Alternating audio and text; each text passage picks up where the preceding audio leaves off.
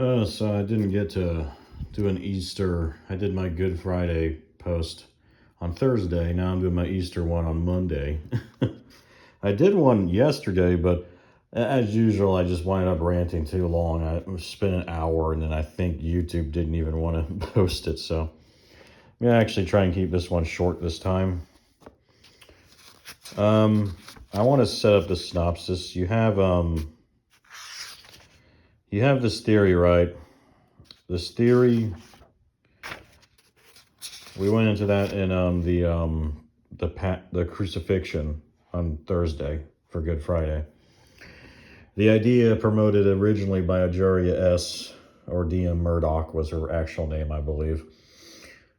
The idea that Jesus didn't exist, that the dying and rising God was some sort of motif for mythological figures in the ancient world. And we basically went into how that is just totally bunk. And now we're kind of going even more into it. Also, what I always find interesting, Ajuria S., she spent her I think a good chunk of her, career in books. I was going to say scholarship, but she actually wasn't a scholar, which is what this actual scholar is going to point out. But many of her books were, and she even did the Zeitgeist documentary that was in actual theaters too, claiming these things, that Jesus was, that crucifixion and his miracles, 12 apostles, that all came from these mythological tales before that predate Christianity. And what was always interesting in all these was that she always focused on December 25th, on Christmas Day, as being the birth of all of these gods and goddesses. Now, that was actually just as fictional as all the other stuff she said. It was just as fabricated, really. Like, she never cited any actual ancient sources. Basically, what I'm saying is, yes, she just lied. There is no history. There is no source for anything she says. It's one thing to interpret sources differently than another person and disagree on the interpretation of ancient evidence. But she literally just claimed things that existed that we know emphatically don't, because she never actually cited any sources, any primary sources. And every other writer, like her, that argues Jesus didn't even exist, using that as a claim. Now, what is ironic? And, as a Christian, and as someone who knows how flawed I am, and how ignorant I am, and how sinful I am, I never would celebrate another person's death, period. And, I believe in hell too, just as much as I believe in heaven. The Bible is very clear on both. I think it's impossible to claim. I know there's some Christians who debate over this because it is a hard doctrine, and Christians just don't want to, I think, admit these things. But the truth is, the Bible says hell does exist, and it also says a lot more people go there than go to heaven when they die, because it's all about belief and faith. But in my view, it's not meant to be a scare tactic. If that's what convinces you to believe, then I would say, fine, go ahead. But, this is why we got into the resurrection, because the resurrection and the pinnacle of Christianity is really about faith, hope, and love. Hell, if it's a motivator at all, should be a motivator to just preach the gospel even more to people, which it is to me. Because it's like, we aren't called to live in fear. If anything, that is what hell is about. It's about living in fear of it for precisely the people that end up going there too. When you read Jesus' parables, he brings up hell a lot, it's true. But what's interesting is whenever he brings up parables, I'm thinking of the parable of the king who sends the servants out, and one of them who gives the talent, he buries it in the dirt, and he's the one who gets punished. What I always find interesting in that parable is that this guy, the other servants who do what God wanted, come to him and say, you gave me this talent, and I went and produced this for you. And the master says, well done, my good and faithful servants. Let's celebrate together. And then finally the servant comes, he didn't do anything. And that's when the master just condemns him, ushers him out of his presence, clearly punishes that servant. But really, when you read it, it's a self-fulfilling prophecy, because that servant says the reason he buried him in the dirt was because he was scared of him, because he said, I know you're a hard man and you're taking things you don't have, or you don't own, and doing things like, basically it's a coward who also like does not believe clearly that God is good, and says that, yeah, you're basically a rebel. And then he gets what he exactly what he pictures too, because that's kind of the point. It's like he never believed, and he lived in fear, and then that ended up being exactly what happened to him. That's kind of hell to me. Heaven is for people who hope, I would say. We aren't called to live in fear. Fear of the Lord, but that's the only fear we have. Is, yeah, hell may exist, demons and Satan may exist, who are more powerful than us and are trying to get us there to join them. And yeah, that can be a scary thought.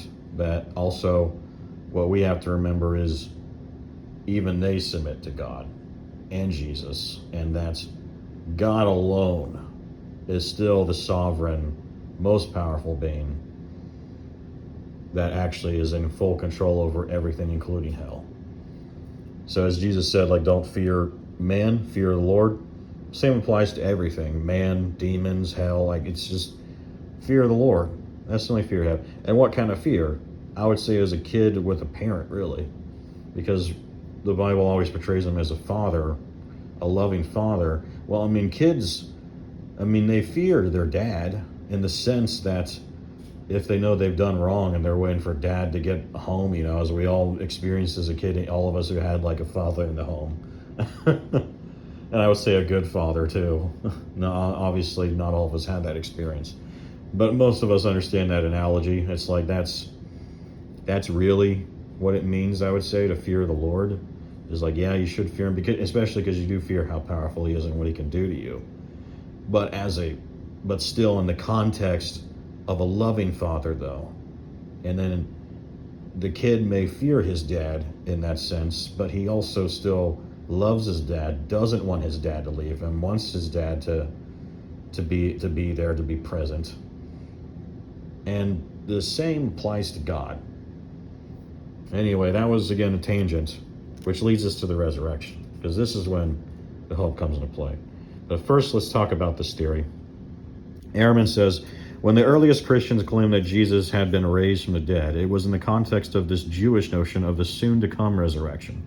The earliest Christians, as seen from the writings of our first Christian author, Paul, I don't agree with Ehrman about that, but Ehrman, by the way, is an agnostic. I forgot to set it up. Ehrman's an agnostic atheist who is a sharp critic of the church.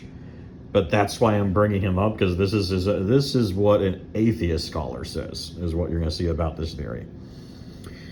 Thought that Jesus' resurrection was important in no small part because it signified that the resurrection had begun. That is to say, they thought they were living at the end of this wicked age, on the doorstep of the coming kingdom. That is why Paul talked about Jesus as the first fruits of the resurrection. Just as farmers gathered in the first fruits of their crop on the first day of harvest, then went out and harvested the rest of the crop the next day, so too Jesus is the first fruits of what is now imminent, the resurrection of all the dead, to face judgment if they sided with evil, or to be rewarded if they sided with God. So now let's go to this. More common among scholars, however, is the view that there is scarcely any, or in fact virtually no, evidence that such gods were worshipped at all. This is about Arjarias' theory. No one was more instrumental in the demise of the view so eloquently set forth by Fraser in The Golden Bough than Jonathan Z. Smith, an eminent historian of religion at the University of Chicago. Most significance was that article that Smith produced for the influential Encyclopedia of Religion. Let me just read it now. The category of dying and rising gods, once a major topic of scholarly investigation, must be understood to have been largely a misnomer, based on imaginative reconstructions on exceedingly late or highly ambiguous texts. All of the deities that have been identified as belonging to the class of dying and rising deities can be subsumed under the two larger classes of disappearing deities or dying deities. In the first case, the deities return but have not died. In the second case, the gods die but do not return. There is no unambiguous instance in the history of religions of a dying and rising deity. And he goes on I'll try to put, you can obviously pause the video on some of these pages and just read the book yourself. And it's Jesus exists, historical argument for Jesus of Nazareth, Bart the Airman. Let me lay my feet down now. So he goes on further and basically shows that not only is there no evidence at all for this theory, but all the evidence that points to any sort of parallels that would tell us a religion is borrowing from another is actually the reverse. That every source we have that describes these pagan deities in the same way as kind of Jesus in the sense of dying and resurrecting, they all don't start appearing until like the late 3rd century and later, which at that point, as he points out, Christianity was well knowledgeable and well developed and well widespread. So if anything, they claim Christianity actually influenced the pagan beliefs, not the reverse. Because every single contemporary and source that predates Christianity describes these gods in far more in obscure details we scarcely understand. Like Osiris, they claim he resurrected, but actually what happened is he died, and then Isis went and reassembled bits and pieces of his body. And then when he did, he became the Lord of the Underworld. He actually never returned to life. By reassembling his body, he was able to rule the dead in that world. And it was, as Ehrman points out, much more likely that this had to do with Egyptian mummification beliefs, is why they had this kind of, to us, very strange kind of a story about Osiris. But obviously, there's literally no parallel between that and Jesus's bodily death and resurrection. And when you read the 2nd century, one of the biggest critics of Christianity, Celsus, the Greek philosopher, he actually one of his biggest gripes with Christians is arguing precisely that they believe in a dying and rising God, and saying that no such thing has ever happened. And obviously we would think a 2nd century Greek philosopher would know far more about the ancient mythologies and probably had access to a lot more stories and earlier manuscripts of these stories than we do and scholars do today. And even he's like, what is this nonsense about Christians saying that a god can die? And not only can a god actually die, but he can resurrect, that you can come back from death literally. No one, he says, no one believed that. But it's not just that. Well, let me also say this. We're talking about Ajaria S.'s theory. Ajaria S., and this is when I'm like, I was saying that, and then I got sidetracked by hell. That's right. When I was saying, I don't want to ever celebrate a person's death, and I still stand by that, of course. But the reason I brought that up is because Ajaria S., she actually died on December 25th. And that is, no one can not tell me that God does not have a sense of irony.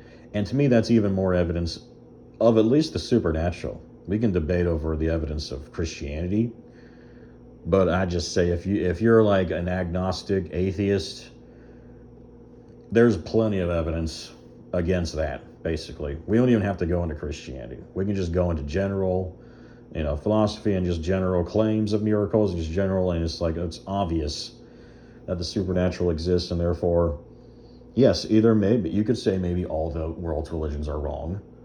But to say that they aren't right about that, I just think is insane. It gives more reason to then dive into the world religions debate and decide and take and plant a flag somewhere. And atheist agnostics, they just want to avoid planting a flag entirely. Of course, it's a self-contradiction, because then that winds up being exactly the flag they're planted on and willing to die on. Is that everyone always plants a flag? Whether if they say they're not, then that's their flag that they're planting. But yeah, Ajaria S., she died on December 25th, and just think about that. The odds of that just from the day is 1 in 365, right? How many days are in a year? She dies on that day. It's not just that, though. She died literally on the very day that she had spent her life proclaiming that this was like a sham lie stolen from pagan mythology. And everyone, like every scholar at least, was pointing out, from airmen to Christian scholars, that she was just straight up lying about this. It wasn't even a case of they just disagreed with her. No, it was a case of she was literally lying, because you can't say claims like that in that long without ever without a single primary source that is in history that says that, and you're not willing to bring it up. And then whenever she did, because whenever she would try and claim, because of course all liars try to eventually give some sort of spin-off evidence for what they're hustling. And hers, as Ehrman also went into, was basically bringing up scholars that talk about connections between paganism and Christianity. But it was always, as these scholars point out, and as Ehrman points out whenever she did quote these scholars, it's the most general parallels. It's nothing that it was never anything she was saying. There was no source in history that said that Osiris had 12 disciples, which is what she said. There's no source in all of history, in all of Egyptian history, that says that there was any guy named Anup the Baptizer who proclaimed Osiris's coming, which is what she says. Obviously, that's supposed to be a parallel to John the Baptist, and it doesn't exist anywhere. There is not a single source. I'm going to say this now. You cannot present an Egyptologist or a single Egyptian source or an Egyptologist that brings up a source like that says that's true about Osiris. These were entirely fabricated claims. And then she died on December 25th. Again, God, I think, has a sense of irony too. And you can view it as a cautionary tale. I think that's a wise thing to do. But again, it's I'm not celebrating her death. Honestly, I hope she did, before she died, truly believed in Jesus, and that I'll see her in heaven as well. Now, do I believe that? No. But I hope that. I'm not going to say that I hope that's not true. So, but now we get to the resurrection. I was going to go into the evidence for the resurrection. We could go into the different explanations for the resurrection. I'll briefly. Ehrman himself agrees that the earliest disciples claimed Jesus was bodily resurrected, physically resurrected. Pretty much every scholar admits that. That's really not a question of debate. That the resurrection goes back to the earliest Christian claims. This wasn't something that developed later, because every single source about, just like we covered with Jesus' crucifixion, you can't have the crucifixion for the historical Jesus without the resurrection, because every possible historical source in and out of the Bible, Christian and non-Christian, is evidence and brings up the resurrection proclamation. You can't get away from it. And also, again, we can argue the interpretation of it, but pretty much every single source, it was physical. It wasn't, we're not going to go into the whole spiritual or metaphorical interpretation. No, every ancient source, again, Christian or non-Christian, very clearly took it literally. And it's very clearly said that in the Gospels. This was a real resurrection. And like I said, most scholars, including non-Christians, actually do accept that interpretation. Ehrman does, E.P. Sanders, another famous non-Christian scholar. He actually brings up that not only did the earliest disciples clearly witness Jesus' resurrection, but E.P. Sanders admits that he doesn't think any claimed natural theory to explain it is persuasive to him, and that in his view, it's actually a mystery. He's not a Christian, so he's not willing to say that Jesus did rise from the dead. But basically what he says, I think it's in his Historical Figure of Jesus book is when he says this, is that he just will say that maybe science one day will come up with an explanation for it. That's actually what he says. He doesn't try and claim they went to the wrong tomb or Jesus didn't really die on the cross. We can go into that stuff. It's all absurd. And I would say, yes, it's a more absurd claim than that Jesus resurrected. When you get into the fine details of every single claim, it's really absurd. Ehrman gives up this idea that Jesus had a twin brother. this giant conspiracy, apparently. And no one ever noticed, of course.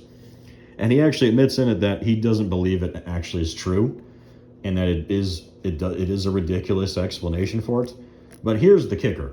Ehrman argues that the reason he can believe the twin theory over the resurrection is because he claims natural explanations are always more probable than supernatural ones. Now, that is a claim that on its face sounds reasonable. But just like with when you go into the details of all these natural theories, that philosophy underpinning them is also absurd, because there is no limitation to it. The limitation is just that it has to be natural, whatever that means. And I really do mean that these people can't even tell you what it means, because, E.P. Sanders, he even says that science will just come up with an explanation. What is it? He doesn't know. He doesn't know. So it could be anything. He just knows that science will explain it. So really, we could say Jesus was an alien, and not just that. We could go into many specifics. Jesus was an alien from the Andromeda Galaxy. He developed technology on his own to use black holes as a portal to travel in space-time, and he used the black hole to come to Earth, and somehow had technology to also ensure that the black hole didn't consume Earth when he traveled through it. He used his alien technology to work all his miracles and stuff and claim he was God. And then he just did it, and here's the kicker. He only did this as a joke, and that was it. He went back into his spaceship, into the black hole. That was the ascension, that the disciples witnessed. And now Jesus is still alive, yes, but he's alive because his alien species has discovered how to live for thousands of years, and he's laughing it up now in the Andromeda Galaxy on some planet there, about what he did on Earth. And this is the thing, though. Based on Bart Ehrman's logic, you should believe that. You should believe it. Or at least in the sense that you should believe that is a more plausible explanation than that Jesus resurrected from the dead. And I'm sorry. That is not true. That is... I feel like I shouldn't have to say it. It's self-evident to me that is a more absurd explanation. And for people who say, no, it is more, because they follow this idea that natural explanations are always more logical than supernatural to the core. Well, all I can say is just you're wrong. And if you still believe it, then we have nothing more really to debate or discuss, which is sad to me. I mean, I like I said, I would want everyone to believe in Jesus, on earth and be saved. And like Jesus, he offers an invitation into a family. Like I was saying, when you fear the Lord, it's like fear of a father. Well, that's because we're all adopted sons and daughters. That's how Jesus views and treats us. And we're orphans. We're all orphans, basically, that were adopted into this family, into this heavenly family. And the invitation is available to anyone. It's just not everyone. In fact, as he says, sadly, most people won't accept the invitation. But that is the truth. And, as we end with the resurrection, is a message of hope. It is a message that just as Jesus was raised, we will also be raised. It is the ultimate conquering of death itself. Paul said, the last enemy to be destroyed is death, when he spoke of the resurrection. When you read Revelation and we get to the new heaven, like after the judgment comes, yes, and those who are thrown in the lake of fire, yes, but then comes the new Jerusalem, the new heaven and new earth, the restored earth. Everything you can imagine that's good, that you wouldn't mind spending eternity doing, or believing, or worshiping. Doing just anything that is truly good in this life will not only remain, but be expanded in ways we can't possibly understand. People like to say that heaven sounds boring because it's really just singing hymns in the skies. That is absolutely not how it's portrayed in the Bible. It's portrayed similar, but again, better, similar to like the Garden of Eden when God walked among Adam and Eve. Adam and Eve have their own jobs. They have their own lives in the garden. and everything basically was perfect. But of course, it's gonna be even more than that. There's gonna be a lot more people. And again, who knows? Like, the sky is the limit. I believe that possibly there'll still be discovery that happens in heaven. The universe will be transformed. For all we know, people will still be exploring the universe, God's universe. And they'll have God with them as they're doing it, and they're marveling at the creation. And people will have jobs too, but jobs we don't hate. I think that might happen. As for all the, entertainment, all that stuff, I don't know about that, but I do know, again, it's a life. It's an eternal life, and it starts with the resurrection. And of course, the ultimate joy is finally when Jesus and the Father can be with us in person, not just, they're with us now, but obviously not like in that final, like the Revelation concludes, that says God will descend and dwell with man, in that there won't be a need for the sun anymore, because his light alone, God's light alone, will light the new earth. And yeah, I'm sorry, but no, eternity doesn't sound boring to me. Eternity sounds like exactly what I want. Now, I think anyone, if they're honest, doesn't want to die. People like, I know a skeptics particularly like say, oh no, it's fine if we die, you just cease to exist and all that. Now, that's not true, as we know. There's judgment if you don't believe. There's judgment for all of us. The fact is, we all deserve hell. That's actually the Bible's message. It's just Jesus offers the invitation out of it by believing in him, because God loves us and wants to save us from our own destruction. Because yes, hell is a punishment, but many things can be true at once. I do believe hell is also a choice, but it's also God's wrath and a punishment. And people choose that, because people just choose to rebel in their hearts for eternity. They just don't ever want God, pretty much. So yes, in the sense they choose hell, and yet also it's a punishment for their sins because of God's law, because God is the creator and is sovereign over everything and has full rights over everything. And in my view, if any human being was God, we would have all been destroyed a long time ago. We would all, again, people like to talk about how horrible God is in the Bible. God, we are ants to God when you think about it in the grand scheme of things.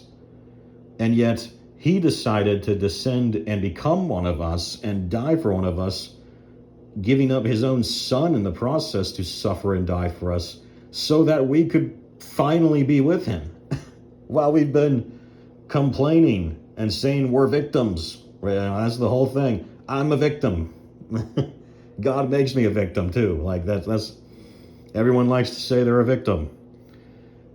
I can't imagine, like, if I was God, people like to say they do a better job of God's like, I'm sorry, you're lying. You're 100% lying.